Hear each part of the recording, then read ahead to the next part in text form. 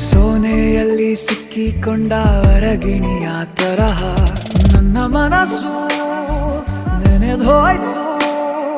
ಸಂತೆಯಲ್ಲಿ ತಪ್ಪಿ ಹೋದ ಮಗು ತರಹ ಮನಸ್ಸು ಕಂಡ ಕ್ಷಣವೇ ಕಳೆದೋಯ್ತು.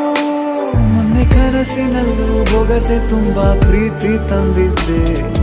ಇನ್ನು ಮುಂದೆ ಎಲ್ಲ ನೀನೇ, ನೀನು ಇದ್ರೆ ಎಲ್ಲ ಚಂದ.